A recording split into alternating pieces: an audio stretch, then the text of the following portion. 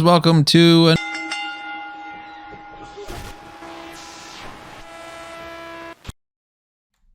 What is up, wrestling fans? Welcome to another Pay-Per-Viewpoint edition of the Smark Out Moments Smack Talk podcast. I'm your host, as always, Tony Mango. Joining me, as always, is Robert E. Felice. Tony, 2 podcasts in one day. It's like the good old days. How you doing? I'm doing all right. How you doing? I'm doing pretty good. I always enjoy our late night recordings. Yeah, for anybody's wondering, even though this is going up tomorrow, maybe I'll put it up at like 8 in the morning. I never really do that. I usually do around noon. We're recording this after NXT. More specifically, we're doing this quarter of midnight.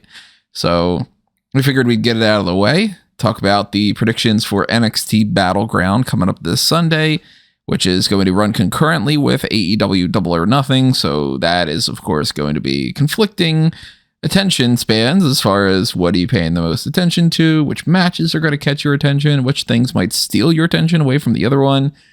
Some of these I am excited to see. Some of them I am much more thinking I'm going to be watching Double or Nothing at that point when this is on. But as we normally do here, we run down the card. We talk about all the matches and all our predictions, what we like, what we don't like, what we think is going to happen, and all that good stuff.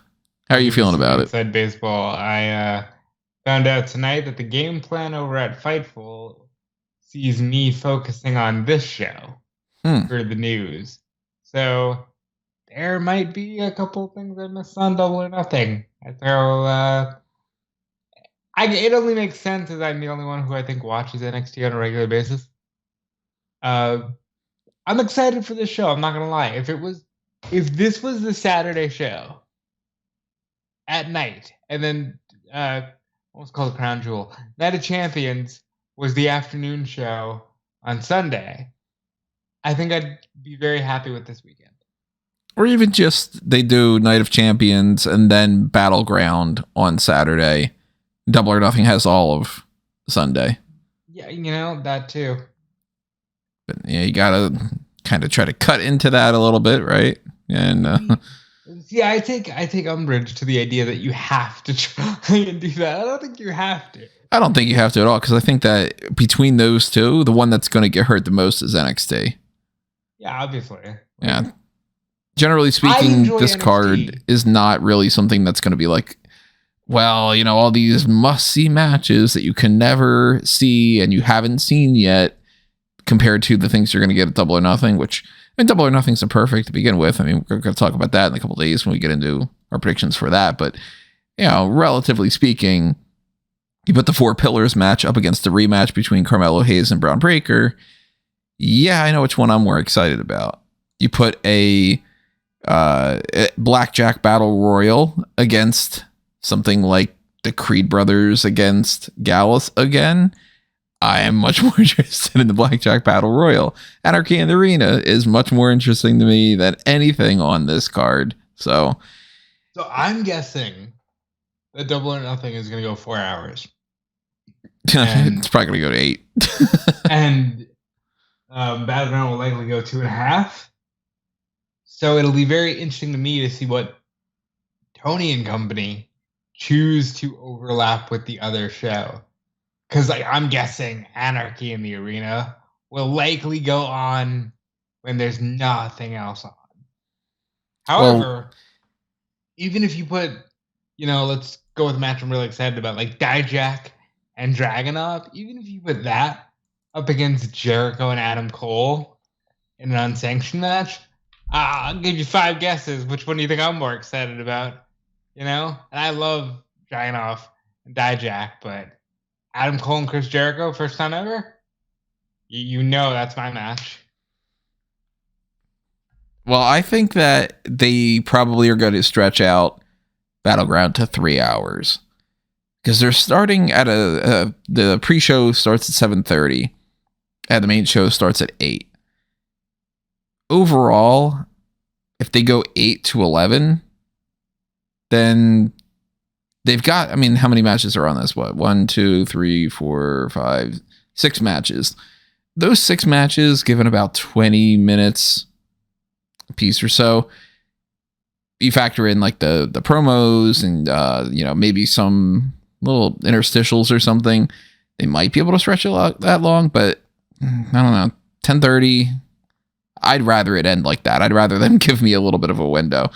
I really wish that we could have obviously had the ability to do a dedicated post show to that and then a dedicated post show to Double or Nothing, but I don't want to be doing the Double or Nothing thing at the same time as doing that. So we're going to combo it when it comes down to it. For anybody who's wondering like how we're going to pull that off, we're probably going to talk about the one and then talk about the other one instead of like, and at the same time, this was go back and forth. That'd be ridiculous. I imagine I imagine if something amazing happens at Double or Nothing, that it'll be like, and we're going to talk about this for 3 hours, and then in the last 30 minutes we'll go, and Battleground occurred. Maybe. I don't expect anything super duper crazy to go down for either of those shows to begin with, but let's start talking about Double or Nothing, or let's start talking about Battleground. I'm already doing it.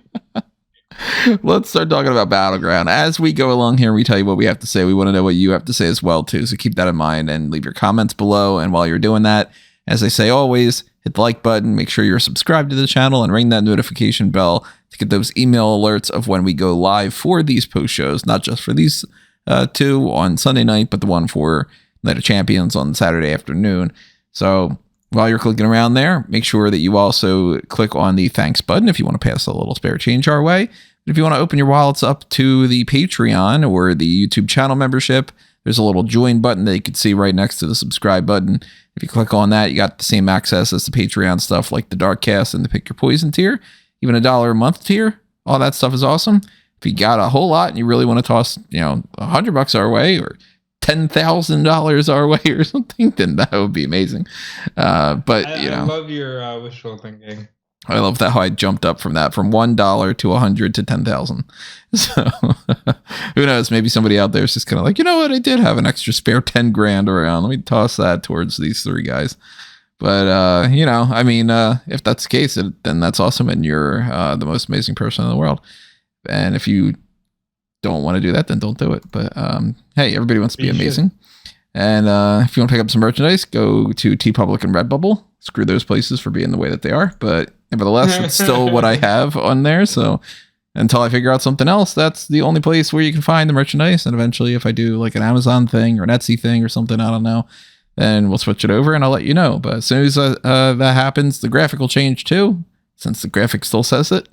Well, there you go. It's still in those places. I'm trying to get Tony to make more things. Even more, yeah. Tony doesn't want to, and I can't say I blame him. Yeah, so Substack and God knows what else. I can plug some other things from Fanboys and stuff, but let's start getting into NXT Battleground. Mentioned before, about 6 matches on the card right now. They might change something, but I highly doubt it. If they do, they'll probably just address it on the kickoff. So we don't have anything else that'll get in the way of this, but if it does, then we'll address that on the hot tags. Right now, let's talk about the match that I would rank the lowest on the card as far as intrigue for why are we doing this on the card, essentially, which is Gallus defending against the Creed brothers. At the last pay-per-view, the NXT tag team titles were on the line in a triple threat match between these two teams and Tony D'Angelo and Channing Stacks Lorenzo.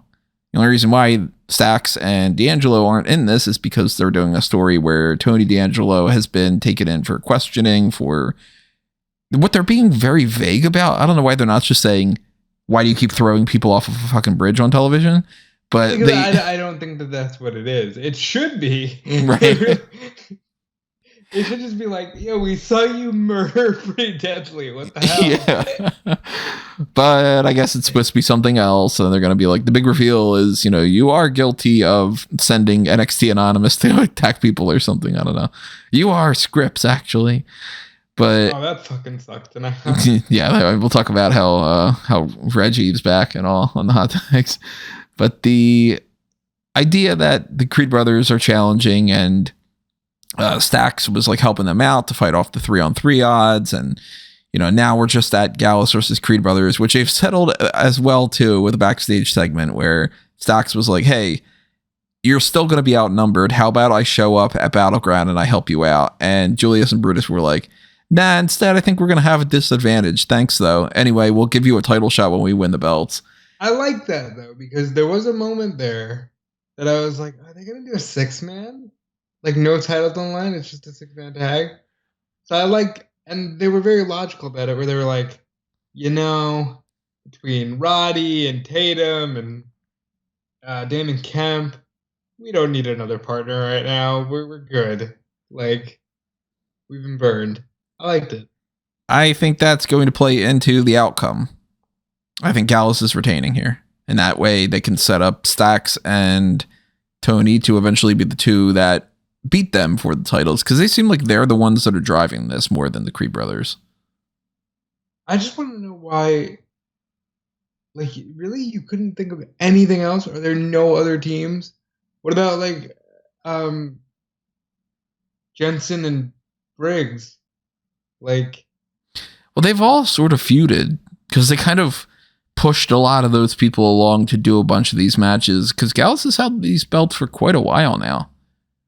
Of course, I would rather them not. They've had the belt since what was the show? NXT. No. Worlds Collide, like last August or whatever. Let's see. They won on. I know they beat the New Day. Vengeance Day. Oh, they beat the New Day. Why am I going all the way back to when they merged?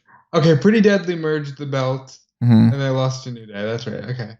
It went from MSK won at Stand and Deliver 2022. They vacated the belts because of the whole Nash Carter thing.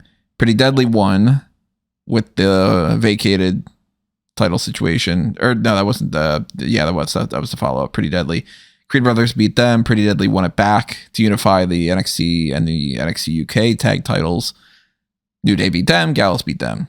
So Gallus has been holding these titles for 109 days. It's the longest title reign since Imperium in October 2021.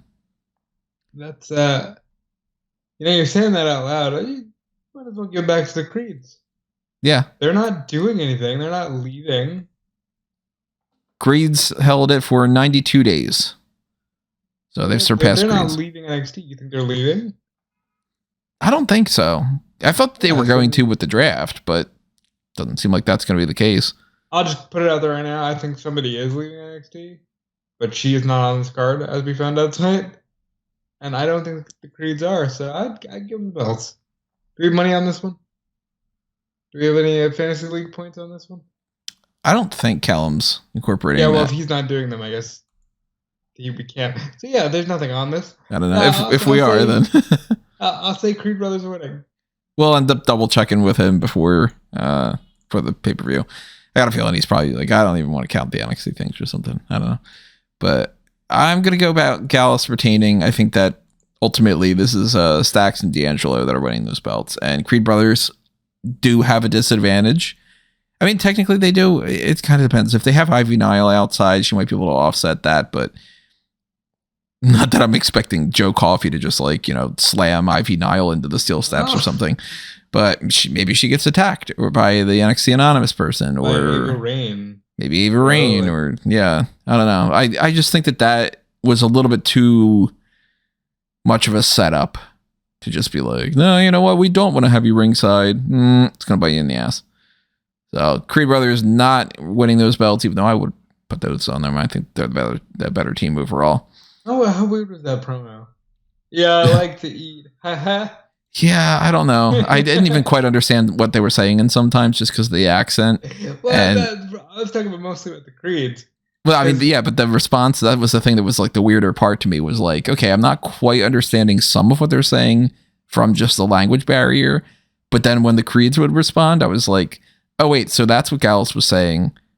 Wait, why was that the scripted response to this? Like, why are we cutting a promo about, hey, you're kind of fat too. You're kind of judging by your big ass guts. I think you like to eat a lot of meals. Yeah, well, I do like to eat. Ha ha ha. Anyway, titles. It's like, am I supposed to laugh at this, or am I supposed to think this is intimidating, or for whatever you want to say about this? I'll put it out there. There are moments in time where I'd still take NXT over the main roster. Sometimes. One of those being Dijak versus Ilja Dragunov. Oh, this is gonna fucking rule. Dragunov and Dijak are in a last man standing match. The promos and the packages and all leading up to this have been kind of shit. I'll say that. They're not the best actors. Of course, NXT, that's one of the recurring themes anyway. The acting in NXT is really bad. But Dragunov's whole story of, oh, I like pain and you can't, fuck me up enough. It sounded so awful. And Dijak being like, yeah, I get off on beating people up. That whole thing was bad. And I wasn't digging it whatsoever. But then they just started beating the shit out of each other. And the more that they wail at each other, I'm like, all right, yeah, just do that. Because Dragunov is great for those brutal brawl types of stuff. The matches he had with Gunther and all. And Dijak's great. So, yeah, just slug away. That's why I was a fan of what they were doing. I know you didn't like the line that I loved, which was, you say being in pain makes you feel alive, well, I'm going to make you immortal. He's going to turn into Hulk Hogan. So the story overall here seems to be, to me at least, that Dragunov is the one that's driving this, as the guy who could take all the pain and the guy who is obviously the babyface. So it seems like he's the one that should win this. But if I'm on the booking committee, spoiler alert for the way I think that the main event's going to go, Carmelo Hayes walking out with the championship as a babyface, I want more heels built up. And I would want to see Dijak win to be able to fight Hayes down the line for, I don't know if they would go so far as to like the next pay-per-view or something, but I think the next pay-per-view is supposed to be happening like after Great American Bash. So maybe they, set it up for Great American Bash or something, but I want Dijak to win. And I like Dijak a little bit better and all, but I think that Dragunov's going to win this. What about you? I think it's time for Dijak to get a win. I see a lot of people, I've been harping on this a lot lately because it's come up a lot, but I see a lot of people praising Damian Priest, and I think Dijak is just as good, and I think he's been overlooked for far too long. I want to see him get a shot. Same here. I want to see him get a belt. Like win that North American Championship or something. Doesn't seem like that's necessarily going to be the case, but, You never know. So Dijak is your pick, or do you think that Dijak's still going to lose? Dijak is my pick. All right, so we're splitting the difference there. I don't know how this North American Championship is going to play out, though. The more I think about it, the more I kind of go back and forth, because this is a triple threat match. Wesley is defending against both Tyler Bate and Joe Gacy. The storyline here basically being, oh, I thought you were my friend, Tyler. Yeah, I was your friend, and I am your friend, but I want a title match too. And Joe Gacy being like, well, you know how Joe Gacy is. He's just excellent. See Mr. Burns? Yeah, he's all droning, and everything that he says has to be spoken like this. He's winning. I thought that all the way up until tonight's episode. Because I was just like, all right, they're going to split the difference between a babyface champion on top of Hayes and all. And then they're going to give the North American title to Joe Gacy. And that's going to, transition that to a different type of person. Because they can't give it to Bate. Realistically speaking, why can't from Wesley going to Tyler Bate, it's like a lateral move. And I don't see the point. If you're going to go with a babyface winning, you might as well have Wesley just overcome the whole thing. But Gacy ended his portion of the show beating both of them and standing tall. And I'm like, they're getting me with the whole, they tend to do that and then that person loses. So I think Wesley is going to retain. I mean, you're right. I just hate that that's a thing. Yeah. Well, they get into their little ruts. Their tropes continue to the point that we've said it before, we could be like not paying attention whatsoever, and just the intonation of a commentator's voice, you're like, yeah, pinfall's coming in 3 seconds. Yeah, or like, yeah, commercial. Yep. And you're like, yep, commercial. Can they get back into okay? Yeah. Oh my God, somebody took a spill to the outside. Commercial break. Papa John's commercial coming. Yeah. So, I mean, it could be Gacy. I don't think it's Bate whatsoever. but I'm leaning more towards Lee. It's either going to be Gacy or Lee is going to go full heel. Like he's cracking because he wants to take on 10 guys at a time. And he's finally like, no, I'm tired and I'm cranky. So I'm going to be a bad guy now. I didn't think of that scenario. I'm not because he was putting so a whole lot of tonight. He was, but I think that was just sort of that bad acting of like, I'm mad that I lost a friend and all this, you know? Well, get over it. You're not. Tyler Bate doesn't have to be your friend, even though he still totally is, and you're being weird about it. But whatever. Yeah. Yeah, it's funny that this is the whole story. It's just. It sounds like we're talking about like children. Yeah, your friend. Or like some CW thing or something, you know, where the whole story is just, oh, you know, they're arguing because they're not. My favorite CW storyline of Kiana James and Sebastian and Zach and Jensen. It ended with, never mind. It ended with Hank Walker and Tank Ledger deciding we need to beat each other up. And then that ended with Bron Breakker being like, yeah, fuck you too. Yeah. By the way, Hayes, I'm coming for you on Sunday. So, yeah, there's a payoff for all of this, right? Wait until the story ends. Oh, be patient. Yeah, I mean, this match should be fine. I'm not the biggest Gacy fan. I think that Tyler Bate's a little overrated, and I think the Wesley can hold his own, but he's not anything that if you miss it, then, oh my God, you missed the most important match in the world. So I think it'll be fine. I think it'll be fun. Probably one of the best matches of the night, but still something that if they put something on Double or Nothing that is way more interesting, I know which one's going to get my attention. It's not going to be this one. So Gacy is 35 years old. Really? Yes. I thought he was maybe like 28 or something. No, the reason I knew that is because he's in that old CZW video where they all get hypnotized and they're dancing. Don't know that off the top of my head. Yeah, so that was like, I think I was still in high school, so I knew he's been around for a while. But I want to see him win. I think it's time, and I think the fact that Ava is so integral to his act now. Because we need to start pushing her up. Like she needs to start doing something more. Yeah, that like 2 minutes that she had in the ring wasn't great. So. But even like there's something about her, even aside from the fact that she's the Rock's daughter, like she does have a presence. You know, she's a tall girl. She looks great. It's just you got to get the rest of it down. But she does have a presence to where I think there is a place for her. And that's exactly why I want Joe Gacy to win, because the most exciting thing I can talk about in this match is if we're in. If Gacy wins, I'm not going to be shocked, but that really would only shock me if Bate won. So you're going Gacy, I'm going... He's a big, strong boy. He's already 26 years old. Tony, he's been there for 7 years. He's been there for 7 years. He's been there... How much longer would Austin's full career in WWE be compared to him? Oh, God. That's it. Actually. Yeah, isn't that a little nuts? From bell to bell? From like the in-ring stuff? That's it. That's insane. The time frame that like that whole perception of time is baffling to me, where you just get into like I was watching the what's the we're trying to find shit. What's the show?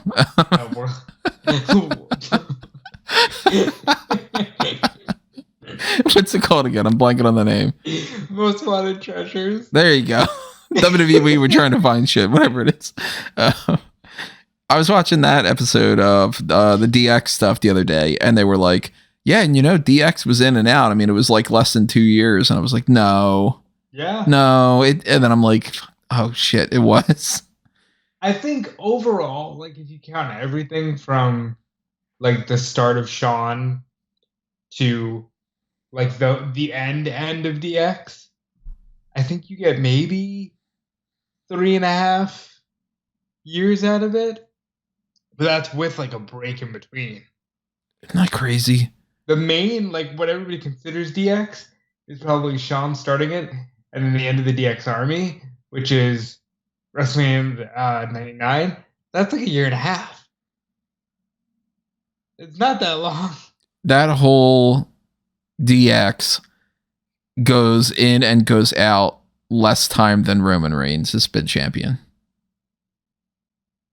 All right, if you're gonna fucking put it like that, you're not wrong. That's crazy. Wow. Yeah. So, hey, Joe Gacy being 35, I mean, I'm going to blink an eye and it's going to be like, you know what? Oh my God. I was just going to say this example. I was like, I'm going to blink an eye and it's going to be like Kofi Kingston's been around for 20 years. And I'm like, you know what? Motherfucker. We're not that far off. He's like, what, 3 years away from that or something? On the main roster, we are 5 years away from Kofi Kingston being around 20 years. Jesus. Like, why did I go with that example? Oh, man. We're not that far off. Ziggler, if we count the Spirit Squad, we're only 2 years away. So Dragon Lee is going to beat Noam Dar.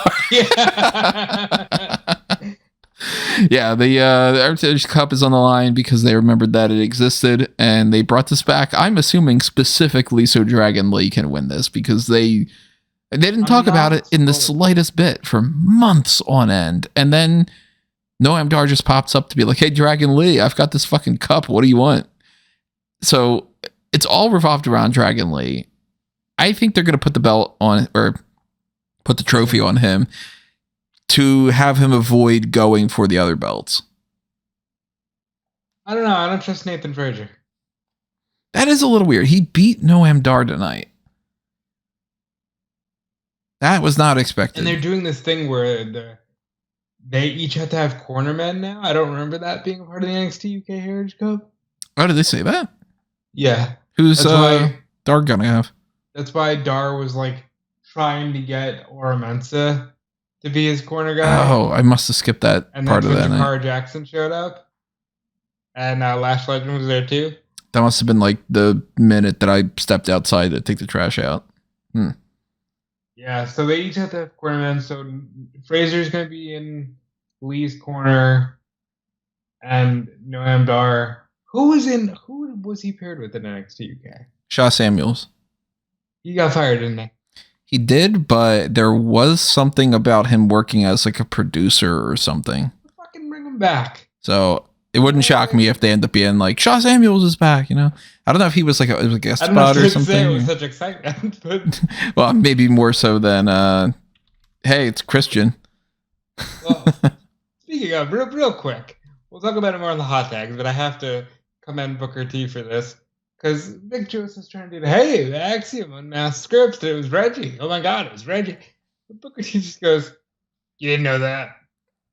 Oh, it's a complete shock. Vic, do your job. I think Booker T is hysterical. Give him a lifetime contract and let him do it forever. Oh, man. Yeah. There's a report that it was May 2nd is when Shaw Samuels was at the Performance Center. The WWE Performance Center in Orlando, I should say, not the like UK thing. I don't even know if that's even running anymore. Yeah, I was gonna say, is that still up and running? Maybe they boarded it up or something. But if he at least was there May 2nd, I mean that's only 20 days ago. Speaking of 20 days ago, what's the time frame that everybody's been on the roster? Just kidding. The idea that he might pop up as like a special, like, oh, you know, he comes in and he ends up, you know, doing something or whatever. I could see that happening, and maybe they end up bringing him back as a tag team member or whatever. But I don't know. I mean, I'm still leaning more towards Dragon Lee's just going to win that for the sake of putting something on Dragon Lee and making him a featured person.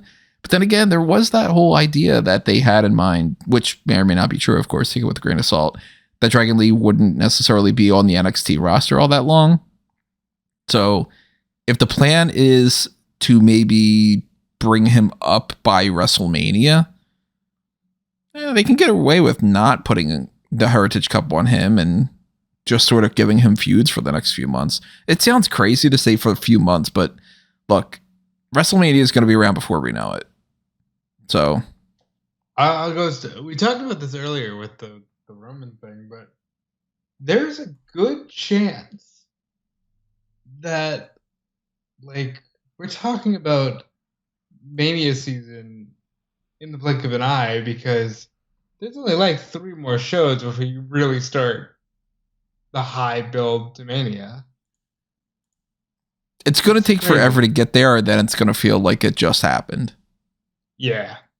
Like, we're going to be, fast forward 2 months from now, where we're going to be like, we're firmly in that stage where they don't care, and they're already like, screw you, wait until Survivor Series or whatever it might be.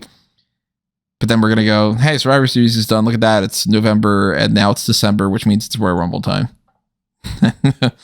Why are we doing this to ourselves tonight? What are we doing? You want to see something that'll really freak you out? Yeah. We are, this next week, going to be on week number 600 of the podcast. And the end of the year, like the end of the year awards, will be episode 630. So if you count the pay-per-views... You say there's only 31 more weeks of the year? Mm-hmm. Hey. If you count the pay-per-views that we know, which we don't know all of them yet, we've got maybe 12 or so blank weeks until the end of the year. I don't like this game. Yeah. I don't like it either. I don't like how time works.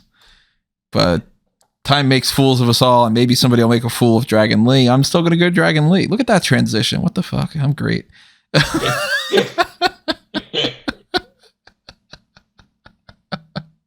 I'm going to go Dragon Lee here. But I'm gonna go Noam Dar. Look at you being contrarian. He's a cheeky bastard. I like him. I like that they brought up the whole Noam Dar and Alicia Fox thing as just a random, like, hey, remember how you used to say that funny? It was like 2 weeks ago in NXT. They were just kind of like, Alicia Fox. And Alicia Fox. How many years ago was that? We're doing the time thing? Like 7 or 8. Like, jeez. Well, as far as goes, the NXT Women's Championship tournament decided to end up with a finals of Lyra Valkyria against Tiffany Stratton. I don't know what you're about. I think that's fantastic. I think this is great news for me. You're just happy that Tiffany Stratton's going to get you some fantasy league points. Well, first of all, she is the right move. She's the right move. I probably would have lent more towards... Lent more? I don't know why I went with it. Leaned more. Leaned and went. I rescind my I'm great comment. I would have leaned more towards Cora Jade probably, but it's kind of a 50-50 split. Like Tiffany Stratton and Cora Jade are about at the same level of they know what they're doing for actually having some character. They've been progressing. They've been getting better. They've got presence to them. So, if you're not going to go Cora Jade, then Tiffany Stratton's the next best call, if not even better than her. So I'm down for that. I just think that this match is going to be blah. And I've said before, I'm not the biggest fan of Lyra Valkyria. She might be a great person. She might be the most wonderful human being in the world. I don't know. This isn't a criticism of her as a, her personal character. I think she's got no on-screen character. And it tickles me how much you just dislike Lyra Valkyria every time she's on screen. There's just something about the way that she's presented that makes me just go, why should I care? And it's because I think there are plenty of other people that they have like something to latch on to. Like Sol Ruka is fun. She does like an interesting kind of gymnastics act to go along with her thing. Or Wendy Chu is a more comedic character and she can kind of project that going forward. Or Nikita Lyons is like, I'm, super tough and big and I'm, I got this like fiery energy. Or like everybody's got something. What does Lyra Valkyria have? She's got feathers on her shoulders. Yeah. And then she gets rid of them. So it's like, okay. And she's then shedding. she's always shedding. like Kiana's got personality and family Henley's got personality. We haven't seen Blair Davenport in a long ass time. I wonder where she is. But Thea Hale is a fucking explosion of energy. She's fantastic. And Lash Legend and Jakar Jackson have been popping up and they've been having more character. Lyra's just a person. And I lump her in the same way as Ulyssa Leon and Valentina Feroz and one or two other people here and there. Like Amari Miller didn't really have any personality when she was around. But they push Lyra as if she is something special. And then I go like, all right, well, it's not the character and it's not the mic work. So it must be the in-ring work. And then you get matches like you got tonight. Yeah. So it's like, look, if there's one match I'm not going to be paying a whole lot of attention to, and I'm hoping a good thing is on Double or Nothing at that point, it's this match. And it's not because it's the women's division, because if this would have been Roxanne and Cora, I would have been paying attention to it a lot more. Well, I had a Tiffany epiphany a long time ago, and I think this is great synergy, because even look, there's a Barbie movie coming out. When does it actually come out? It's in July, I believe. And I think that Tiffany Stratton is just so great. I really think that she has enough to main event WrestleMania one day. Because she's just what you want in a WWE superstar. And I think it's time. It's time for her. As weird as it is, I haven't really cared about that belt since Mandy, and I don't remember loving Mandy. Barbie is July 21st. It's going to be a lot of fun. John Cena's in the movie. Yeah, I'm surprised at how quickly I was like, I'm actually going to see that movie.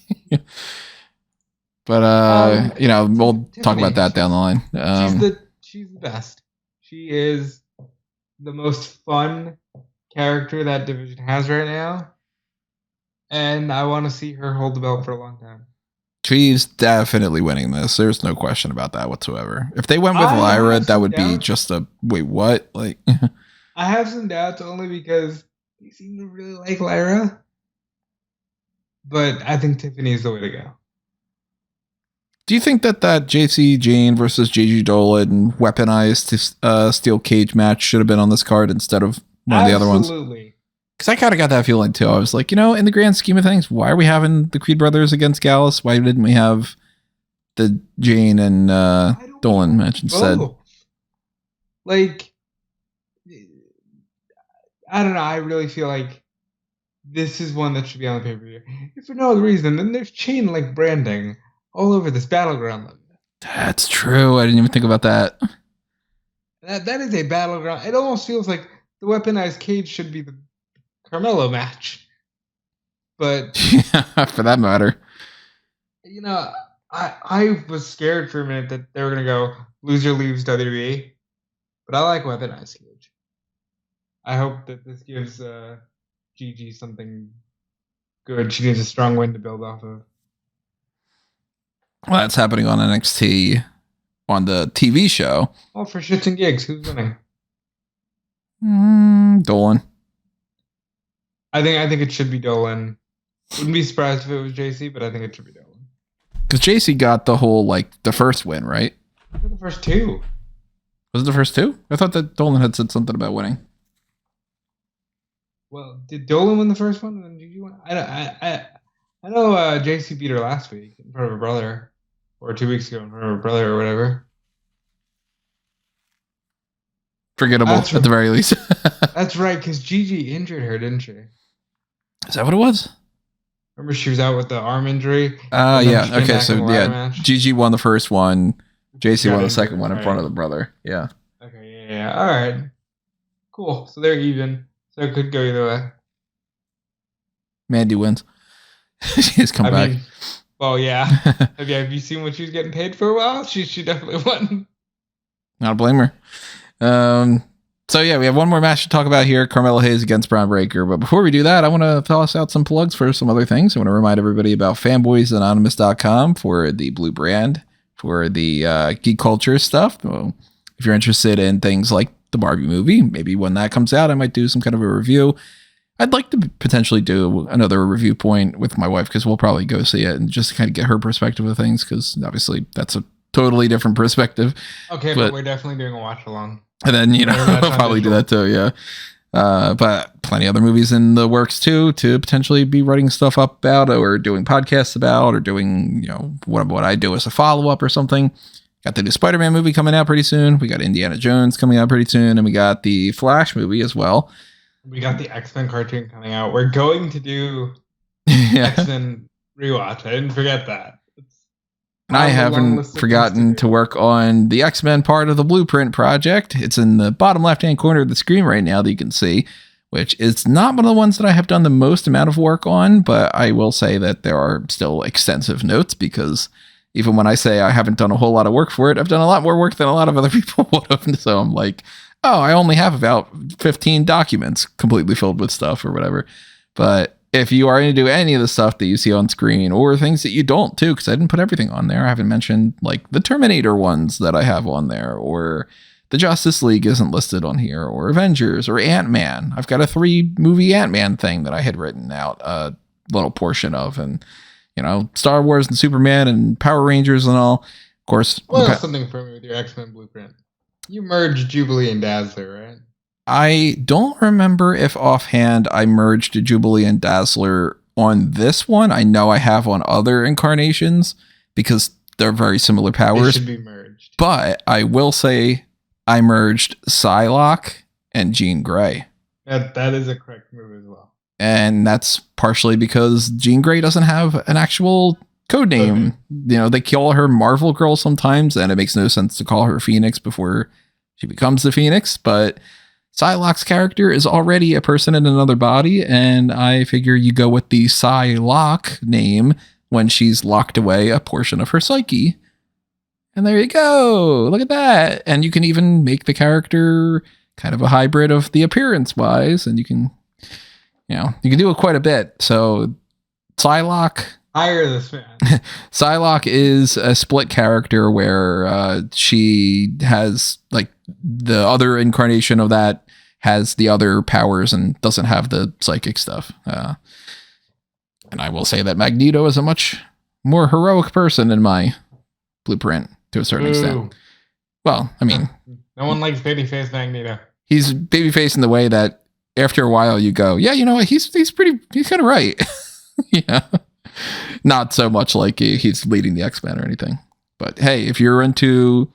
Didn't they do that in that like House of X or whatever it is? He's done it a bunch of times, yeah. Because Magneto's the man. So sometimes they're just like, yeah, he's the leader for this and all. But that's a portion of it. James Bond is a portion of it.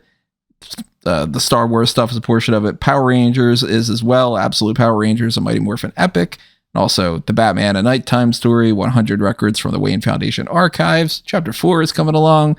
I am currently knee deep in how many different songs can I find on the royalty free section that have some sort of like Arabic. Why did I say Arabic?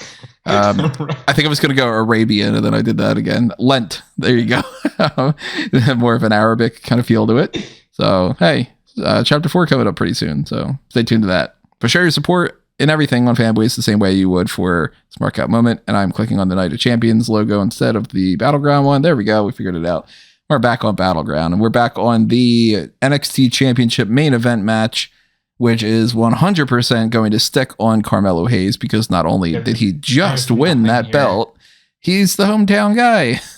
There's nothing here. There really isn't. The thing about this is the Fightful logo was on NXT tonight. I don't know if you saw that. Nah, I didn't pay attention to that. But what was it for like a during the guest shot of like hey, people were reporting on this. They showed Yahoo and Sportskeeda and Fightful was on there, and I was like, oh, that's nice. Yeah, that's all I have to say about this. I didn't like their match at Stand Deliver. I don't like the follow-up to this because the follow-up was Braun Breaker's like, I have been basically turning heel for the past however many weeks. And yup, I am heel and I don't want to win that belt. But now after you've already poked and prodded me, I guess I'll want to win the belt again. Really? That's the best story you can tell here? It's not like... The only way Melo loses is if Williams costs him. And I'm not really looking for that. Yeah, I don't think that'll happen either. But then again, at this point, what do you do with Raker? You call him up to SmackDown? I'm hoping he just gets called up. Because I don't want to just see Breaker in, okay, he loses this, and then now somebody picks a fight with him, and he's feuding with Von Wagner over the picture of him as a kid or something.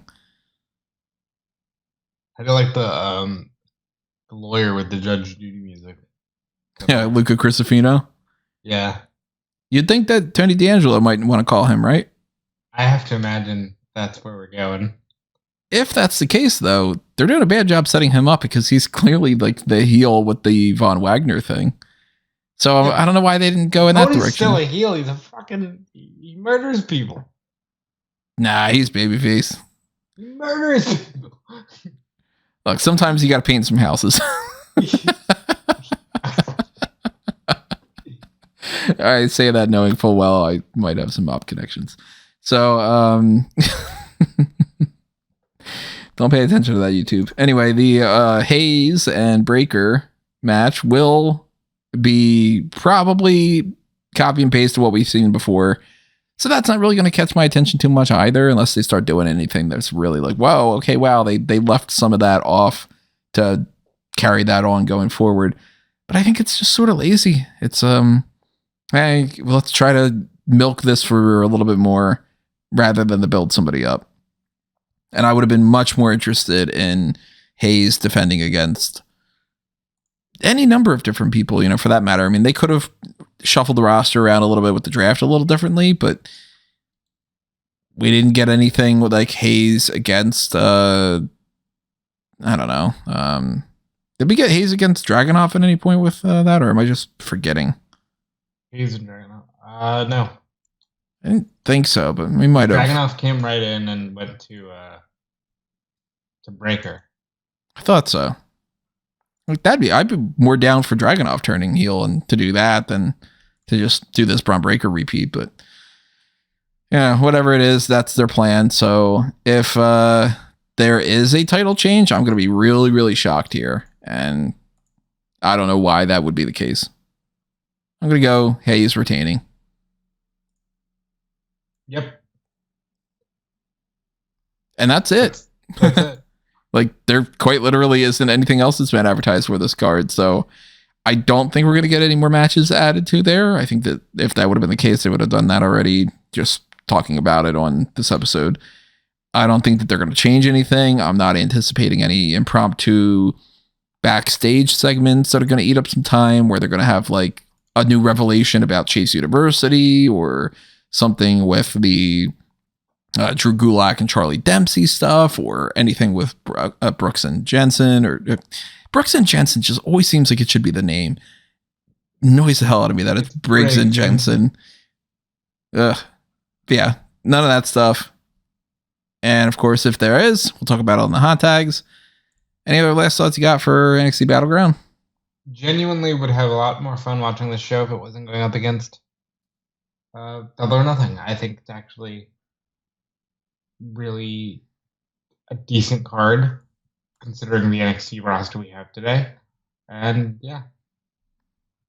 What about the roster that we'll have tomorrow? I think it'll be the same one, thankfully. Let's see if this ends up aging well, or if anybody ends up getting fired and we don't know it, since we have good couple hours before this is going to post. If that's the case, we're sorry, we didn't plan on doing that. But anyway, all the stuff that will happen with NXT Battleground you will find on smarkoutmoment.com. You will have the group chat over on the Mega Maniacs as per normal. We will have our post show immediately following, whichever one ends, which I'm assuming is Double or Nothing, since I go on forever. So we'll talk about that when we come around to it. But in the meantime, keep following everything at Smark Out Moment. Keep going to all the Fanboys Anonymous stuff and checking out everything that's happening there. And go to amangotree.com or anthonymango.com and find all those links and click on all of them and follow all those accounts and subscribe to all those things. Check out my letterbox to check out the LinkedIn. I don't know why you would really be like, oh, let me go check that out, but go ahead and, check that out. Too late, ladies. He's married. Yeah, it already happened through LinkedIn that way. And Facebook and Twitter and such at Tony Mango. Make sure you're following Callum over there, not on this podcast, but he is over at Wigmaster14, and Rob is over Forever Coming Soon. That sounds really bad. Dude, please. I am forever coming soon. Dudespolice.com is also forever coming soon. One day, guys. I know Peter was asking. I appreciate it. One day, you can check out my work with Fightful and WrestleZone over on those respective websites. You can check out my work on comingsoon.net, which is really just a daily article covering any WWE rumors. And yeah, I guess we'll see you on Thursday for the Double or Nothing podcast. I've been trying to think of a way to refer to that as like a Double or Nothing Battleground double shot show, like some kind of pun on that, and I still haven't been able to settle on something. So maybe I have by then, and we end up being like the Double or Nothing Battleground double shot something. I don't know. Future me either has the right idea or he was a jerk and never figured it out. Stay tuned. In the meantime, we've got the next episode of the podcast, which is going to be the AEW Double or Nothing predictions. That'll be up on Thursday afternoon. On Friday afternoon, we'll record the hot tags. And then, of course, Saturday afternoon, we'll do the first part of the Pay-Per-Viewpoint post shows with Night of Champions and follow along here on Sunday night. So stay tuned to smark@momo.com. And make sure you leave your comments below. Thank you for listening to this. We will see you next time. But for now, this has been another Smark Out moment, and we are being counted out.